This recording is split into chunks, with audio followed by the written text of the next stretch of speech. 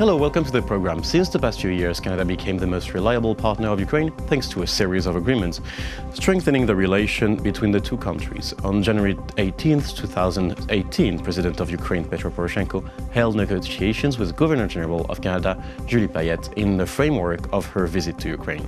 The parties discussed the enhancement of a special partnership between Ukraine and Canada, especially in a security level. Now joining us in our studio to discuss this topic is Vadim Triukhan, Ukrainian diplomat, director of the Coordination Bureau for European and Euro-Atlantic Integration. Thank you for joining us. This is my pleasure. So my first topic of discussion would be what are the opportunities in the next year, 2018, for the expansion of Ukraine-Canada military cooperation? Let me start from saying that Canada is really a very important partner for Ukraine, and there are several reasons for this. 1,300,000 Canadians are of Ukrainian origin, and there are several ministers who are of Ukrainian origin. And traditionally, Canada and Ukraine used to be very good, I would say, partners. But we didn't have normal relations in terms of trade, security sphere, defense, and so on. We were quite far from each other. And when aggression of Russia started, Canada was the country which started to support Ukraine's independence, sovereignty, and Ukraine's efforts to protect its territorial integrity. First of all, first country in the world. And for instance, in November, when they have sent first aircraft with ammunition, that assistance helped Ukrainian army to survive during winter. And now what we see that starting from 2014, Ukraine and Canada are trying to get all the chances existing in bilateral relations. We have concluded a bilateral agreement on free trade area, and the level of trade volume have risen approximately to 60%. We have concluded arrangements on cooperation between Ministry of Defense of Ukraine and Ministry of National Defense of Canada, and this agreement actually opened the door to starting program of exporting lethal weapons to Ukraine, because it was precondition for that. And now several very important visits. Minister of Defense has visited twice Canada during the year. Now we have head of state actually from Canada who is having very fruitful negotiations with Poroshenko. So we are in the beginning. I think that the potential is there, and now the task of Ukrainian state, Ukrainians, to use all and each opportunities which we have at the moment. So, since Trump's election and the uncertainty of U.S. support towards Ukraine, would you say that first Canada became the most reliable partners to Ukraine now? You know, I think that the turbulent period which we have witnessed during first months of Trump's staying in the office now over, and the role of United States is, of course, cannot be exaggerated. This is the most powerful state in the world, especially in the terms of security and defense, and the United States is a very important partner for Ukraine. But Canada really became a country which demonstrated an example of sincere support of Ukraine despite everything. And I am quite sure that the Trump's administration, when they have noted that Canada is becoming more and more not just reliable but powerful partner for Ukraine, also took it into consideration. And now these two decisions, first was made by Canadian government, and then Trump's administration regarding lethal weapons are very seriously considered by Putin's regime. And now I hope that they will think not just twice, but 7 times before they again will organize an escalation or something like this on front line on the eastern part of Ukraine. Which brings me to the next question about this issue of lethal weapon. Do you think that Canada would allow Ukraine to buy American lethal weapons from them, even if somehow it kind of undermines, it takes a risk of undermining the Minsk agreement? It's just play here. Let me say that first of all, little agreements will not undermine Minsk agreements. No way. There is no any prohibition regarding this. But what is important to understand that lethal weapons which we can receive during upcoming months, even so-called javelin anti-tanks rockets, they will not ruin the balance of powers in the region. What is important for Ukraine? Political signals. And these two decisions which I have mentioned, they really send a strong political message to Putin's regime that Ukraine will not stay alone. We will stay together with Ukraine.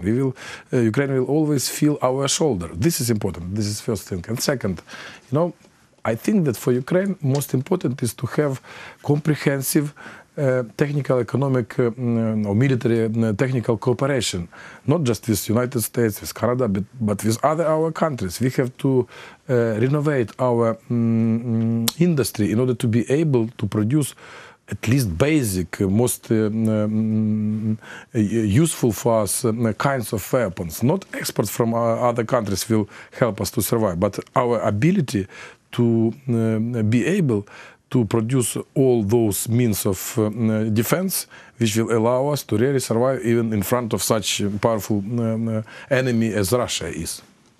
Now, this kind of means and industry demands some guarantee, of course, in that kind of partnerships. Between the IMF recently and somehow certain countries in the European Union, some countries ask for guarantees from Ukraine. Aren't you, isn't there a risk somehow that compared to certain reforms which hasn't been led, there could be kind of a Ukraine fatigue? That's an expression who goes. Let's be open. In my opinion, Ukraine is facing now two kind of enemies. One is external one, Putin's regime, and second, which is even more dangerous internal enemy, which is oligarchy. And oligarchy is not interested in making Ukraine as a state of European kind. Oligarchy is interested in having Ukraine as state when they can, through corruption, through connections, through dirty deals, earn money. And the main task for 2018 to tackle this challenge, Ukraine and Ukrainian society, first of all, has to push Ukrainian president, Ukrainian government, Ukrainian parliamentarians on the pace of reforms. First of all, anti-corruption court, which have to be introduced this year, and such anti-corruption court, which would be really well received by IMF, by World Bank, by European Union, by United States and other countries. Secondly, we have to think about a new European kind of election code, which would allow new political faces and new political parties to enter parliament and actually to replace those politicians, those political parties which are not acting in the interest of the whole Ukrainian society. These internal challenges even more dangerous and even more important, even I would say crucial for Ukraine, as even foreign external aggression of Putin's Russia. So for you, it's the two fronts to fight. Yes, we have to be able to fight on these two fronts, and there is no excuse. Who will criticize president? He is playing as a puppet, something of Putin. No.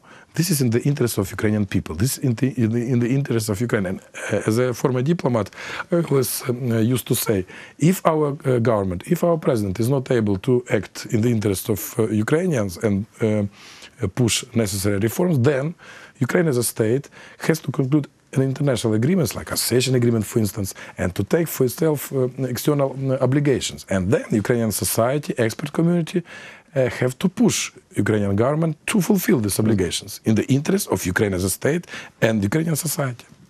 And then in an interview with Eurasia Daily, you gave a rather medium score to Ukraine for the progress the country made in 2017. So among the failures, as you said, were the fight against corruption, the EU-Ukraine Association Agreement, and relation with Russia. And well, there were successes too, like international diplomacy efforts in UN, the visa-free regime, which is a big step, Canadian and US weapon delivery to Ukraine. So how do you think the Canadian government now looks upon Ukraine's progress and our features? I would not divide Canadians, Americans, Germans, and so on. I would say that there is collective West. Collective West, or just West, the West, is our partner. And if we have criticism, we have not to be like baby, saying, wow, come on, this is not good that you are criticizing us or whatsoever. We have to say, yes, okay, we are receiving your critics, and we will take it into consideration. This is in the interest of our people. And if I would be a president, for instance, I would say, thank you very much, Canadian Ambassador Vashuk, who this year heavily even criticized Ukrainian government, or, I don't know, Ambassador of US, Yovanovich, or whoever. Thank you very much for this criticism. I will take it into consideration.